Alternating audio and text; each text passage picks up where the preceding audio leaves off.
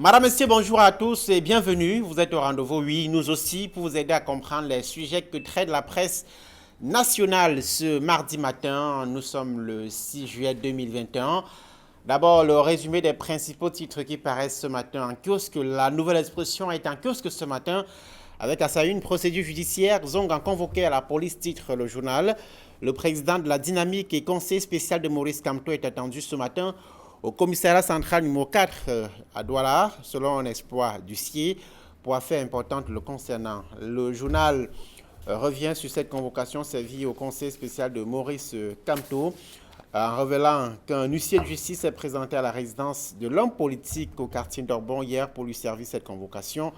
À ses bureaux, à quoi moment des faits, le président de la Dynamique a dû revenir à son domicile pour s'enquérir de la situation. Fait curieux, alors que cette convocation n'était pas encore servie, le document a été abondamment partagé sur les réseaux sociaux. Le journal revient également sur le Conseil national de la communication, le CNC. Le temps martial, titre le journal. La première session du Conseil national de la communication s'est tenue hier et s'est bouclée par des sanctions. Le journal vous propose le résumé de ces sanctions, notamment qui ont touché des journalistes, dont Sismondi Balef Bichoka, Steve Jocelyn Ngos ou encore Emmanuel Nyamsi Nyuga Kouya, c'est-à-dire dans les colonnes de la nouvelle expression parution de ce matin. Le journal Mutation. Oui, Mutation paraît ce mardi avec à sa une Cameroun, terre de conflit, titre Mutation ce matin. 80% du contentieux administratif est lié à l'accès à la terre. Écrit Mutation, le Parlement souligne à nouveau l'urgence d'une réforme foncière, c'est-à-dire en page 9 du quotidien privé Mutation, parution de ce mardi. Le pied de une des Mutations parle de Akeremona Achidi Achou, que j'ai connu. C'est un hommage de l'ancien bâtonnier à l'ancien Premier ministre Achidi Simon Achou, qui a été inhumé ce week-end à Santa, dans le département de la Mézam, région du Nord-Ouest. Lui qui est mort à l'âge de 87 ans. C'est à lire dans les colonnes de Mutation, parution de ce mardi. En quitte Mutation pour le quotidien Le Jour. Oui, Le Jour est en kiosque ce matin avec à sa une ce matin affaire Martin Kamumim. Les avocats de Malika dénoncent le parquet, titre le quotidien bleu Le Jour. Ils soupçonnent ces avocats, le ministère public, de manœuvre contre la citation directe déposée le 24 juin 2021 contre le journaliste sportif impliqué dans une histoire d'atteinte aux mœurs, c'est-à-dire dans les colonnes de Le Jour. Parution de ce mardi, c'était en page 5 de ce quotidien. En pied de une de Le Jour ce matin, biodiversité des espèces menacées d'extinction au Cameroun. Si rien n'est fait pour la conservation, les pertes en espèces végétales, sauvages, florales et écosystèmes de mangroves vont atteindre des proportions inquiétantes d'ici 2050, c'est-à-dire dans les colonnes de Le Jour ce matin. À la une de l'économie quotidienne, parution de ce mardi, approvisionnement en eau potable, la Corée du Sud au secours des zones rurales. Le pays vient d'octroyer un financement au Cameroun en vue de multiplier les points d'eau dans le centre, le littoral et l'ouest. C'est à lire dans le journal ce matin. En pied une coopération des secteurs qui intéressent les investisseurs égyptiens au Cameroun. Ils prennent part à la mission multisectorielle qu'organise à Douala du 5 au 7 juillet 2021 le Club Afrique Développement avec SCB Cameroun. C'est à lire dans les colonnes de l'économie quotidien, édition de ce mardi. On voit la une de Cameroun Tribune. Oui, Cameroun Tribune paraît ce matin avec à sa une législation foncière. Les députés veulent du changement, titre le journal, face au fléau qui mine le secteur, accaparement des terres au détriment des communautés, exclusion de certaines couches sociales, conflits nés des différents abus observés. La représentation nationale a interpellé le gouvernement hier sur l'absence d'un cadre législatif et réglementaire viable. Les membres du gouvernement présents sous la conduite du ministre des Domaines, du Cadastre et des Affaires foncières, Henri Ebaïssi, ont rassuré qu'une nouvelle loi était en cours de préparation. Dossier de Cameroun Tribune à lire en pages 6 et 7 de ce journal. Madame, Monsieur, voilà pour ce que nous avons reçu ce matin, notre rédaction principale, une de ce mardi. On retourne en plateau pour accueillir nos invités de ce mardi. Caminele, bonjour, bienvenue. Bonjour Donald Brice Cameron, bonjour Casimir Désiré Tagné, bonjour téléspectateurs d'Equinox Télévision. Beaucoup de courage à Camille Nélé qui a été victime d'un accident de la circulation ce week-end et qui s'en sort heureusement sain et sauf. Sain et sauf, mais je vous jure que j'ai vu la mort de très très près. La voiture a fait un dérapage 3 tonneaux. Heureusement que la déclinaison était d'environ 3-4 mètres. Si on s'était retrouvé dans une zone où les ravins sont de 8 à 10 mètres, la voiture aurait éclaté. D'ailleurs, les autres passagers ont eu des séquelles très très graves. Moi, je me suis recroquevillé et j'attendais seulement de sentir le choc ou bien que toutes les lumières s'éteignent. Heureusement, Dieu était avec moi. Je m'en suis sorti, mais j'ai quand même tout de même des contusions et certainement peut-être quelques côtes fêlées, mais je vais aller faire des consultations. Des radios tout à l'heure. Alors, merci. C'était sur l'axe Douala Yabassi, c'est bien ça? Douala Yabassi. On accueille Casimir Désiré Tanier. Casimir, bienvenue, CDT. Merci Donald Brice. Je veux dire à Camille que lorsque vous côtoyez un faux cru comme moi, Casimir Désiré Tanier, fils de Dieu, rien ne peut vous arriver. Je dis bonjour aux téléspectateurs et je voudrais également faire une incursion au RDPC pour saluer une personnalité. Il s'agit de Jean-Jacques Lengue Malapa, maire de Douala 1er, puisqu'il vient d'être gracié au même titre que 22 autres camarades du RDPC. Souvenez-vous, au lendemain de l'élection municipale du 9 février 2020, environ 78 camarades du RDPC avaient été sanctionnés par une commission chargée de la discipline. Alors, le président de la République vient d'engracier 23 personnes, parmi lesquelles Jean-Jacques Lengue Malapa. Ce qui est curieux, c'est que qu'est-ce que Lengue Malapa a fait? Il a cru qu'on était en l'ère vraiment démocratique avec la nouvelle loi qui permettait désormais d'élire le maire de la ville. Il s'est porté candidat alors qu'il y avait une instruction qui venait du comité central. Il a pensé que la démocratie pouvait être totale. Il en a pris, mal lui en a pris et finalement il a écopé une sanction inutile. Je crois que le président national de ce parti, qui n'est autre que le président de la République, a compris que c'était une sanction inutile et il l'en a gracié. Il ignore son parti, Lengue Malapa? Non, il n'ignore pas son parti. Je crois que c'était un test de plus. Le comité central avait décidé que c'est bien Roger Bassadiné qui était le candidat du RDPC. Vous savez qu'à l'intérieur du RDPC, il y a des crocs en jambes, il y a beaucoup de batailles à l'intérieur même. Je crois que quand on va arriver sur l'affaire de Zongan, vous allez comprendre ce qui se passe au sein du RDPC. L'affaire Zongan qui est à la une de la Nouvelle Expression ce mardi matin, madame, messieurs. Procédure judiciaire, Zongan convoqué à la police, titre la Nouvelle Expression, parution de ce mardi. Le président de la Dynamique et conseiller spécial de Maurice Kamto est attendu ce matin au commissariat central numéro 4 de Douala, selon un espoir d'huissier, pour affaires importantes le concernant. Alors, le journal précise que les raisons de cette convocation ne sont pas connues. Le procureur a simplement indiqué, le commissariat a simplement indiqué que c'est une convocation à la demande du procureur de la République, Camille Nélé. Le journal rappelle que cette convocation intervient au lendemain de la mobilisation de Paris contre la malgouvernance au Cameroun. Je ne sais pas si Zongan fait partie des gens qui ont marché à Paris, mais moi je pense que nous sommes en train de nous perdre en conjecture, peut-être pour rien. Albert Zongan, dont on n'a pas entendu parler depuis très très longtemps, qui est resté très tranquille, mais il est connu pour quelqu'un qui n'a pas la langue dans sa poche, qui dit ce qu'il pense, même si ce qu'il pense donne parfois de l'urticaire ou des boutons à certains, mais il a cette faculté depuis très très longtemps. Il est reconnu pour ce franc-parler dans lequel il va puiser dans la sagesse traditionnelle pour sortir des proverbes pas croyables. Bon, ce que l'on peut retenir aujourd'hui, c'est qu'il a reçu une convocation. Vous l'avez dit vous-même, il est surprenant qu'avant même qu'il ne se présente au commissariat central, la convocation a fait le tour des réseaux sociaux. Mais moi, je ne peux pas m'étonner du libellé. Avant que la convocation ne lui soit servie hier. Je ne sais pas s'il avait perçu avant, mais le libellé même, c'est un libellé absolument ordinaire. C'est-à-dire qu'on vous convoque pour une raison, pour une affaire vous concernant. On ne vous dit jamais pourquoi on vous convoque. Donc moi, je pense qu'on l'a convoqué. Est-ce qu'il a un problème avec quelqu'un? Bon, est-ce pour des affaires du MRC? Vous savez très bien qu'il s'est retrouvé en prison une fois à cause de cette arrestation qui a été faite à son domicile. On l'a arrêté lui en compagnie de certains cadres du MRC. Il a purgé, je crois, 7 à 9 mois de prison. 9 mois de prison avec les autres. Avec les autres. Cadres du MRC. Il est sorti de là. Bon, en sortant de là, on n'a pas entendu parler de lui. Bon, sauf qu'au moment où il y a eu ces dernières marches qui ont coûté, aussi cette marche interdite du MRC, pour laquelle les Bibou Nissak et autres ont été arrêtés, lui, on l'a pas, il n'était plus dans le décor. Donc aujourd'hui, qu'est-ce qui s'est passé? Peut-on imaginer que c'est à cause de cette affaire datant de l'année dernière qu'on le convoque aujourd'hui, que le procureur le fait convoquer aujourd'hui? Ben, on peut se poser la question, mais moi je pense qu'il ne faut pas trop vite aller en besogne.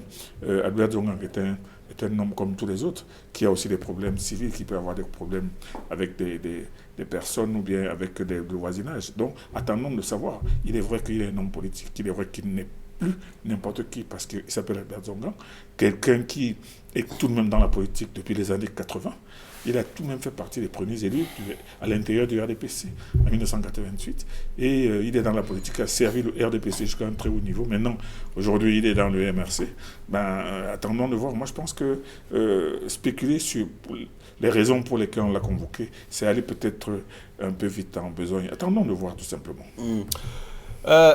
Casimir Désiré Tagneux, Albert Zongang est un citoyen comme tout autre citoyen, mais un cadre du MRC à qui la nouvelle expression a tendu son micro indique que l'on ne saurait parler d'une action judiciaire contre Albert Zongang en éludant son statut de conseiller spécial du président du MRC. Vous ferez la même lecture? Oui. Je crois que ça, c'est exact. Il faut savoir que Albert Zongang n'est pas n'importe qui, comme Camille l'a si bien démontré. Albert Zongang, déjà, depuis qu'il était au RDPC, dérangeait.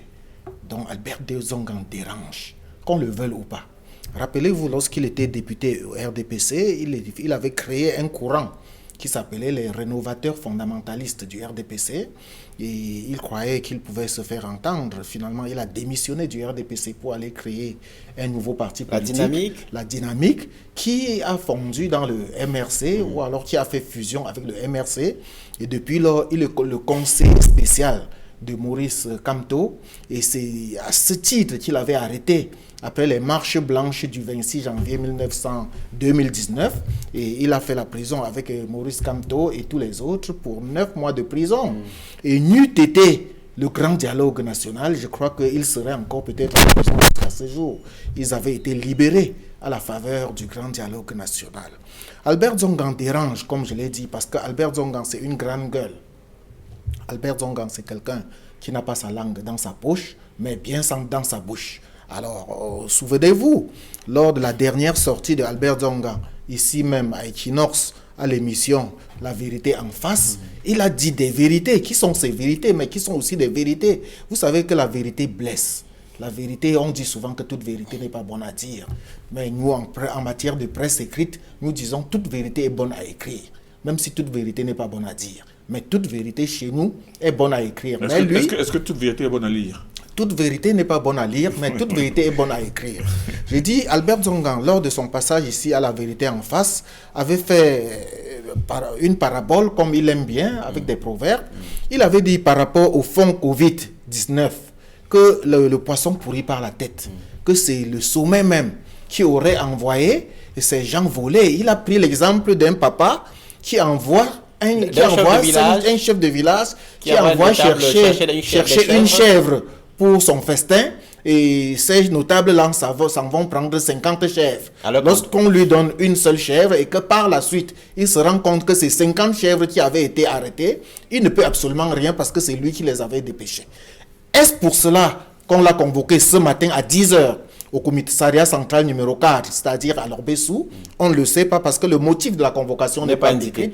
On a tout simplement retenu. Il n'est jamais indiqué sur la convocation. Oui, mais quand on sait que Albert Zongang est un homme politique, il n'est jamais indiqué sur la convocation. Vous avez semblé dire tout à l'heure que c'est un homme comme tous les autres, qu'il peut être convoqué pour une affaire civile. Soit, je le veux bien, mais nous savons qui est Albert Zongang. Nous savons qu'Albert Zongang, lorsqu'on a débarqué dans sa résidence, on a ramassé jusqu'à ses domestiques, ses garçons de maison, les cousins, les cousines et tous ceux qui étaient là-bas, tout simplement parce que ceux-ci se retrouvaient chez Albert Zongang. Je ne crois pas que si ceux-là se retrouvaient chez le commun des mortels, chez vous, Donald Brice ou bien chez Camille Nele, on les aurait arrêtés de la même manière. Est-ce qu'il faut cet environnement de suspicion vis-à-vis de la justice accusé de servir les intérêts de l'exécutif? Est-ce que cette image de la justice elle est bonne pour l'état de droit, Camille Nélé. Exactement. Qu'on convoque une figure politique simplement parce qu'elle est de l'opposition, c'est l'image en tout cas que ce type de convocation renvoie généralement au sein de l'opinion. Denis Brice, quand je persiste, c'est-à-dire qu'on peut convoquer tous citoyens. Monsieur Zongang est un homme politique, on peut le convoquer. On doit le convoquer quand ça se présente, quand quelqu'un se plaint.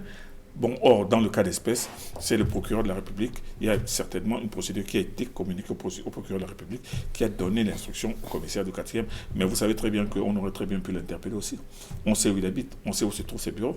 Moi, je ne pense pas qu'il faut nécessairement voir soupçonner cette convocation derrière une sorte de répression politique. Vous savez, depuis que les Bibou Nissak ont été arrêtés, c'est-à-dire qu'à la suite de la marche avortée, où ils se disaient ils n'ont pas marché, c'est la précision qu'il faut apporter. Je dis tout simplement qu'ils sont retrouvés en prison. C'est déjà passé. Et lui-même se disait qu'il était recherché. Et lui, pendant très très longtemps, il y a même des gens qui disaient qu'il avait fui, mais Albert Zongang était là. Donc peut-on imaginer, doit-on imaginer que c'est parce qu'on veut ressusciter cette affaire qu'on le convoque aujourd'hui? Moi, je ne pense pas que les acteurs... Ce serait une démarche soutenable ou pas? Les acteurs... de le reconvoquer dans le cadre de cette affaire. Ce serait tout simplement maladroit. Moi, je pense que ce serait maladroit et contre-productif. Moi, je ne vois pas pourquoi on peut venir le convoquer aujourd'hui alors que c'est une affaire qui date de plus d'un an. Donc moi, je pense beaucoup plus prosaïquement et beaucoup plus simplement qu'il a été convoqué. Attendons de savoir. Et ce n'est pas parce qu'il est membre du MRC et ce n'est pas parce qu'il est conseiller spécial de Camto qu'il ne peut pas se retrouver devant la justice. Non, moi, je pense que c'est d'abord un justiciable comme tous les autres. Et lui-même le sait. Bon, maintenant, le problème, c'est de savoir de quoi il retourne, pourquoi l'a-t-on convoqué. Moi, je pense que c'est le plus important aujourd'hui. C'est tout. D'accord. Passons à autre chose, cher monsieur, si vous le voulez bien. Parlons du Conseil national de la communication. L'organe de régulation des médias est à la une de plusieurs tabloïds ce matin. D'abord, la Nouvelle Expression qui parle d'un ton martial. La première session du Conseil national de la communication s'est tenue hier et s'est bouclée par des sanctions. Le résumé de ces sanctions est allé en page 5 du journal. On apprend que ce sont 3 décisions totales qui ont été prises. Décision de suspension de 3 journalistes de l'exercice de la profession. D'abord, Sismondi Barlef Bichoka, 1 mois de suspension pour information non fondée et de nature à porter atteinte à l'honorabilité de Cabral Libi, président du PCRN.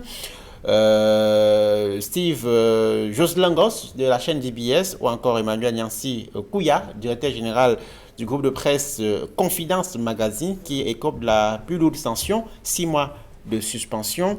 Casimir, comment est-ce que vous avez réagi à ces sanctions prises hier par le Conseil national de la communication qui a un nouveau président depuis quelques semaines? Oui, disons que c'est le nouveau Conseil national de la communication parce qu'avec le nouveau président... Il est nouveau ou bien il a un nouveau président? C'est un nouveau président qui est là par rapport à ce que vous savez que le Conseil a été pratiquement renouvelé à 99%.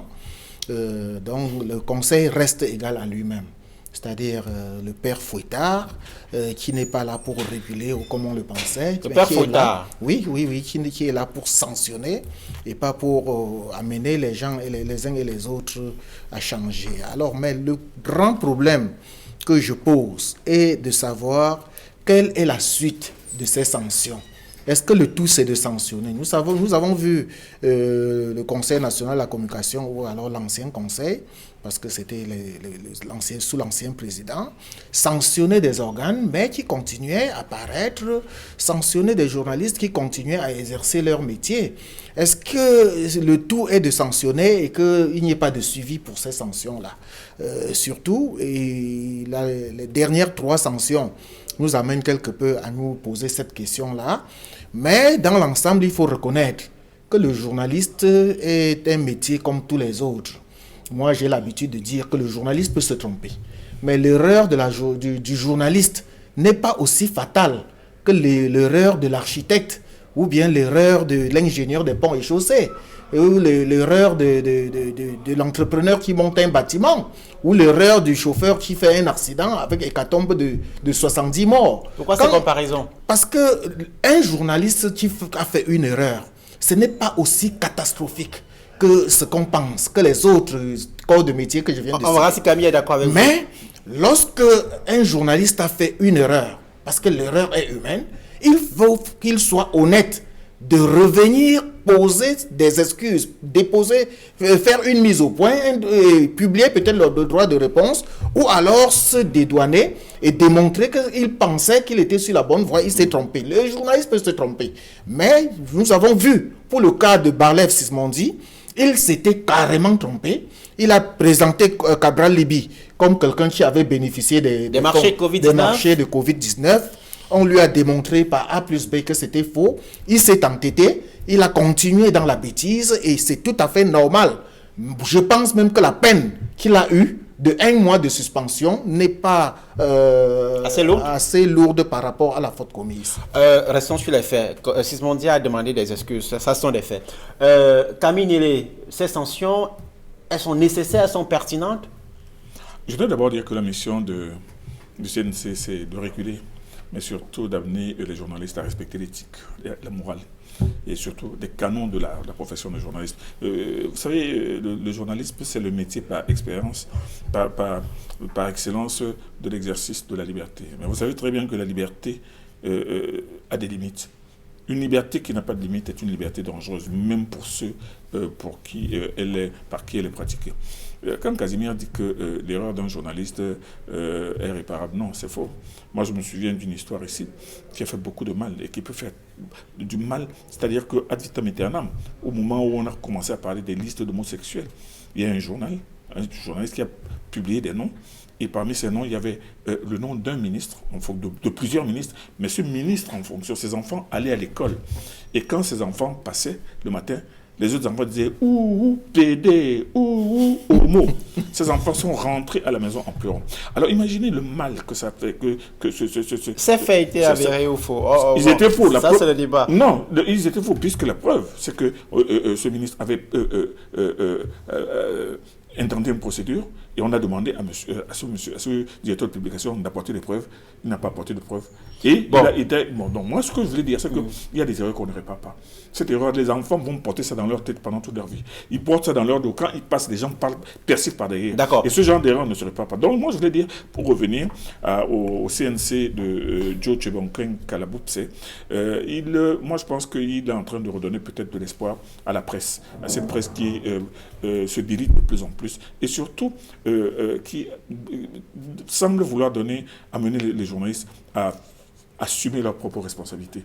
Parce que l'autre critère que les journalistes doivent respecter, c'est la responsabilité. La responsabilité, vous savez très bien tout ce qui s'écrit dans ce pays. Alors quand on parle de Sismondi Balak Dijoka, qui est quand même quelqu'un qui est roué dans la communication, qui balance une information comme celle-là, ce n'est pas de la diffamation.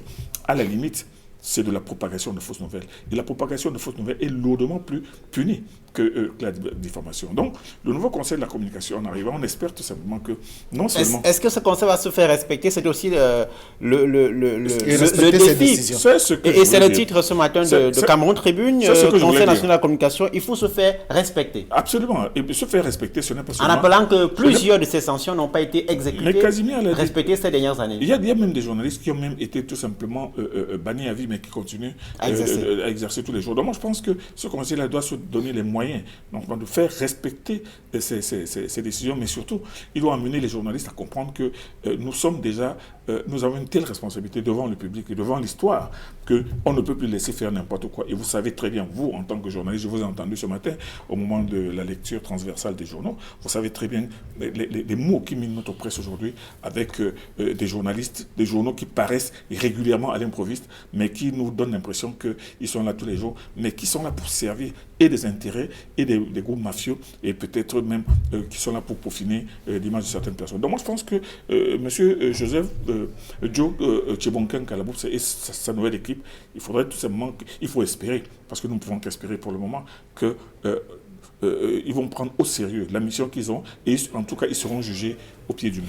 Moi, je crois que ça devrait être même le plus grand défi pour Joe Chebonken Kalabutse de faire respecter les décisions du Conseil national de la communication, parce que beaucoup de journalistes pensent que c'est juste un simple machin qui ne sert à rien, qui est là pour... Et vous voyez très souvent, lorsque les journalistes sont convoqués même au Conseil national de la communication, très peu défèrent à la convocation. Donc il faudrait que Joe Chebonken Kalabutse se donne pour défi de faire respecter désormais les décisions que son conseil devrait prendre. Alors Casimir, que peut le CNC contre contre ces médias qui sont créés par les ministres?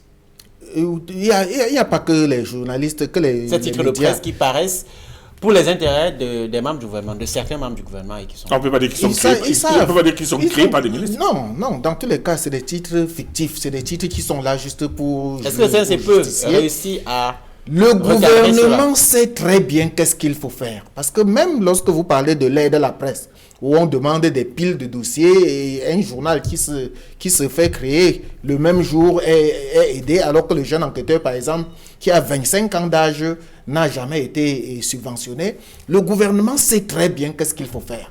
On n'a pas besoin d'une pile de dossiers pour subventionner la presse. La Nouvelle Expression, on connaît qu'est-ce que la Nouvelle Expression peut faire. Mais vous n'allez jamais voir le nom de la Nouvelle Expression parmi les journalistes qui reçoivent de l'aide ou bien de cette subvention à tête chercheuse. Donc, regardez exactement ce qui se passe au niveau de l'éducation. Lorsqu'on subventionne les établissements privés, on n'a pas besoin d'une pile de dossiers. On sait que tel établissement fonctionne. À la limite, on donne des fiches à remplir et le gouvernement sait qu'est-ce qu'il faut faire pour subventionner quel organe de presse et ne pas subventionner tel autre. Parlons de la réforme foncière. La question est sur la table des députés à l'Assemblée nationale. Cette question était d'ailleurs au menu d'une plénière spéciale hier à la Chambre basse du Parlement. C'était la une de Mutation ce matin. Le journal qui titre ce matin Cameroun, terre de conflit, oui, titre Mutation. 80% du contentieux administratif est lié à l'accès à la terre, écrit le journal. Le Parlement souligne à nouveau l'urgence d'une réforme foncière. Cameroun Tribune évoque le même sujet. Cameroun Tribune, législation foncière, les députés veulent du changement. Face aux fléaux qui minent le secteur, accaparement des terres au détriment des communautés, exclusion de certaines couches sociales, conflit né des différents abus observés, la représentation nationale a interpellé le gouvernement hier sur l'absence d'un cadre législatif et réglementaire viable. Les membres du gouvernement présents sous la conduite du ministre des Domaines, Henri Ici, ont rassuré qu'une nouvelle loi était en cours de préparation. Caminele, que cette réforme foncière a d'avenir. Elle a d'avenir, mais elle est absolument nécessaire. Mais il y a eu tellement de dégâts que je pense qu'au moment où on va la publier, il faudrait revenir sur beaucoup de choses. Parce que vous savez, je crois que c'est Mutation qui l'a dit, 70% des procédures administratives... 80% du contentieux administratif est lié aux questions d'accès à la terre. Alors, question d'accès à la terre, vous savez, il y a certaines régions où vous allez trouver une seule personne détentrice d'un titre foncier de 200 hectares. Une seule personne. Une seule personne, alors que son propre village à lui-même n'a pas 15 hectares, mais il a 200 villages dans un autre village. Vous allez voir dans un village où il y a un vice-ministre qui a pratiquement le tiers des terres. Est-ce qu'il les a achetées? Est-ce que ce village lui appartient? Vous avez des sous-préfets retraités, ou même en fonction, qui se retrouvent avec 15, 20, 30, 40, 50 hectares dans des localités où ils ont eu à travailler. Moi, je pense que c'est inadmissible. Aujourd'hui, ceux qui ont de l'argent s'accaparent les terres. Ceux qui ont de l'argent font de la captation. Et même, on ne va pas oublier le rôle néfaste de bon nombre de chefs traditionnels qui pensent que les terres leur appartiennent, alors que le chef n'est que le garant de la terre. Il n'est pas le propriétaire des terres. Donc aujourd'hui, les problèmes des terres sont tellement cruciaux. Il y a quelqu'un qui a même dit que la prochaine guerre sera, qui peut arriver au Cameroun ici, ce sera à cause de une guerre foncière. Donc moi, je pense qu'aujourd'hui, il ne faut pas seulement s'en tenir aux grands principes et peut-être aux grandes cogitations intellectuelles. Il faut tout simplement recadrer le problème de la gestion foncière, recadrer les responsabilités des uns et des autres, et surtout mettre des balises afin que les administrateurs civils et les hauts fonctionnaires ne puissent pas avoir la possibilité de faire ces captations sauvages. Parce que moi, je vous assure, je passais par un département il y a quelque temps, et je vous assure que quand on m'a montré la seule propriété de ce ministre-là, j'ai eu la chair de poule. Je me suis demandé si le père de ce ministre-là, le père de ce ministre n'était pas le chef, il n'était même pas notable. Mais son fils a des centaines d'hectares dans ce village. Donc moi, je pense que c'est scandaleux. Et on ne peut pas dire que ce n'est pas connu. Donc le problème des terres aujourd'hui est un problème qui doit être scrupuleusement examiné et scrupuleusement codifié afin qu'il y ait des communautés, comme vous l'avez dit, qui sont carrément exclues de leur propre village, tout simplement parce que les gens plus forts, plus riches ou plus puissants ont fait même masse sur la terre.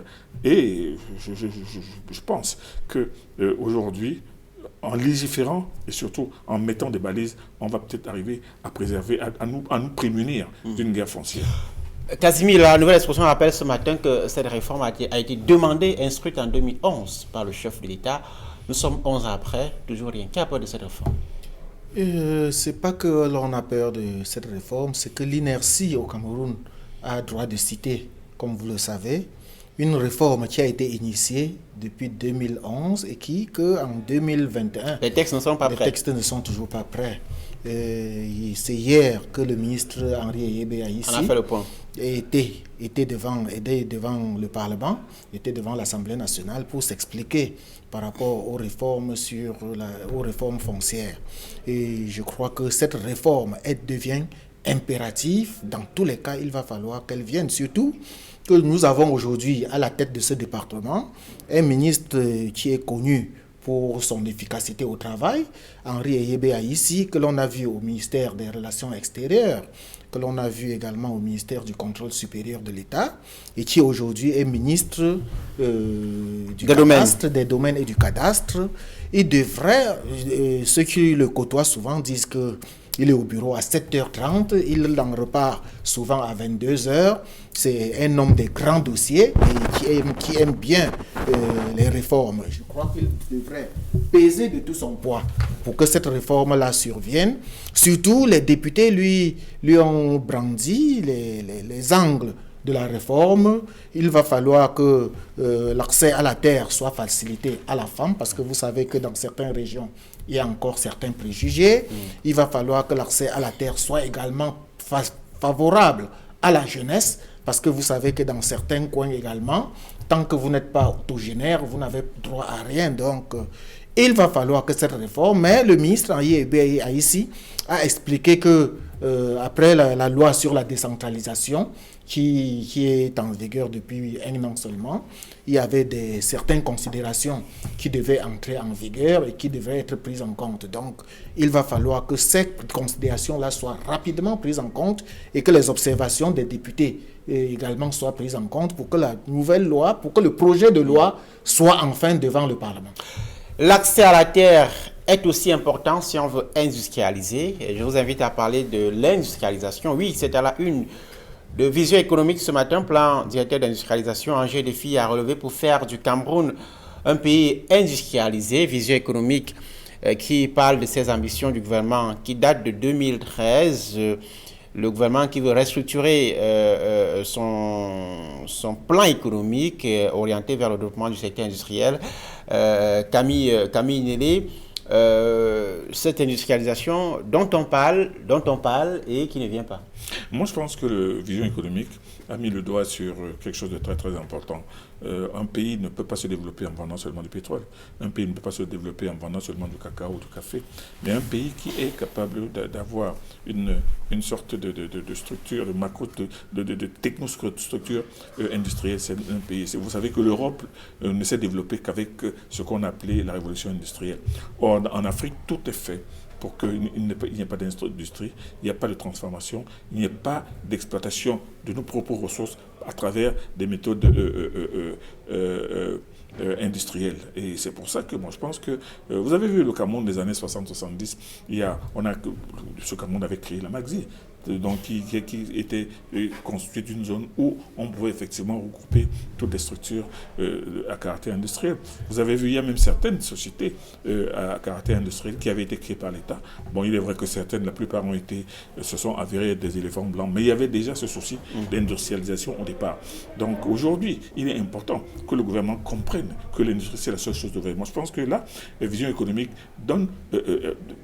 révèle un indicateur qui est très très important et auquel certains hommes d'affaires pensent. Vous savez très bien, vous connaissez l'expérience de James Onobiono, qui avait créé une structure intégrée de fabrication de tabac, mais qui est morte pas de sa propre mort, un peu même à cause de l'État. Donc, il y a des Camerounais qui sont essayés dans l'industrie, mais seulement aujourd'hui, il faut absolument que l'État donne son coup de pouce et ait une volonté vraiment affichée de promouvoir l'industrialisation dans notre pays. Casimir, 2 mots. L'une des choses qu'on attend de l'État, dont parle Camille Nélé, c'est aussi de résorber le déficit énergétique. C'est l'une des conditions de l'industrialisation. Oui, tout à fait. Tant qu'il n'y a pas l'énergie, on ne peut pas parler de l'industrialisation. Mais je crois, pour que l'État fasse le point, il va falloir déjà regarder pourquoi le développement agricole avait échoué. Et revoir. Et vous savez que sous Ahidjo disait, avant l'or noir, il y avait l'or vert. Et après l'or noir, il y aura toujours l'or vert. Madame, Messieurs, merci d'avoir été avec nous une fois de plus mardi. Nous vous retrouvons demain lorsqu'il sera 9h20 pour décrypter les principaux titres traités par la presse locale. Merci d'avoir été avec nous. Dans une dizaine de minutes, l'équipe du 10-12 de Zénith vous retrouve pour l'édition de ce mardi. Quant à moi, je vous retrouve demain matin lorsqu'il sera 7h30. Restez sur Equinox Télévision. Excellente journée à tous.